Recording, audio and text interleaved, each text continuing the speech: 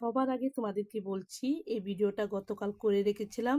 গতকাল আমি বৈষ্ণব সেবায় গিয়েছি, সেই জন্য তাড়াতাড়ি রান্না করেছি। 11:15টার মধ্যে রান্না হয়ে গেছে আমার। তো নিরামিষ রান্না করে তারপর ভাতটা বসিয়ে দিলাম। ভাত বসিয়ে মশলা বাটতে চলে গেলাম। তো কী বেটে নিয়ে আসছি সেটা অবশ্যই তোমরা জানো, সবসময় বলি। জিরে, ধনে, কাঁচা লঙ্কা, আদা বেটে এনে কাশ্মীরি গুঁড়া একটু, হলুদ, নুন, চিনি দিয়ে মিক্সড করে রাখলাম। আর মাছ ভেজে উঠেছি, মাছটা ফ্রিজে রাখা ছিল, পেঁয়াজ দিয়ে রান্না করব।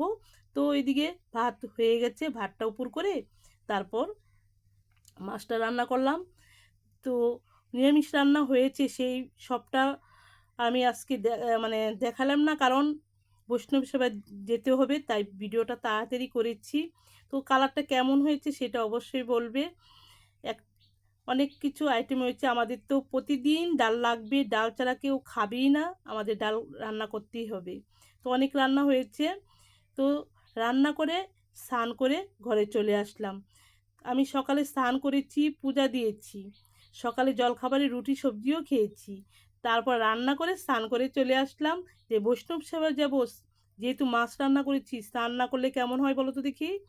পরে দেখো তো, আমাদের মেয়ে লোকের, আমার তো অভ্যাস এটা, প্রায় ভাবতে ভাবতে 1 ঘন্টা সময় কেটে যায়। কি পরে যাব, কোন শাড়ি পরবো, এই অভ্যাসটা তো আমার, জানি না তোমাদের কি না, সেটা কমেন্ট বক্সে অবশ্যই জানাবে। তো যেহেতু বৃষ্টির দিন, প্রতিদিনই খুব বৃষ্টি হচ্ছে, সেই কারণে ভাবলাম শিফন শাড়ি পরে যাই, তবে কাদা যদি লাগে সেটা ধোয়া যাবে। তো সেই জন্য শিফন শাড়ি পরে গেছি। তো আমি বৈষ্ণব সেবায় গিয়ে পাঠ শুনেছি, কীর্তন করেছি। এত পাঠ শুনতে যে এত মধুর মতো লাগে, কি বলবো, সেটা যদি তোমরা শুনতে পারতে, আমার তো খুবই ভালো লাগে। পাঠ শুনে এসে আবার মার কাছে সবটা, যে পাঠ করে যে আমাদের প্রভুরা, সেটা মার কাছে সবটা শেয়ার করি আমি। তো খুবই ভালো লাগে আমার। আর জ্যৈষ্ঠ মাস একেবারে শেষ অবধি প্রতিদিনই গড়িয়া মঠে যাব, সেখানে কীর্তন হবে, পাঠ হবে, তারপরে পরিক্রমা হবে, সবটাই তোমাদের কাছে শেয়ার করলাম। আর এদিকে দেখো, সবার লাস্টে তোমাদেরকে শাড়িটা পরিয়ে দেখালাম।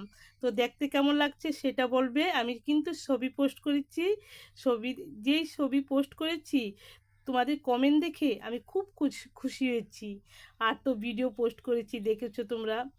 তো কেমন লাগছে সেটা অবশ্যই বলবে। তো আমার মিষ্টি বান্ধবীদেরকে লাল শাড়ি পরিয়ে দেখালাম আমাকে কেমন লাগছে। তো বান্ধবীরা বলবে তো কেমন লাগছে। তো ভিডিওটা এতটুকুই রাখছি।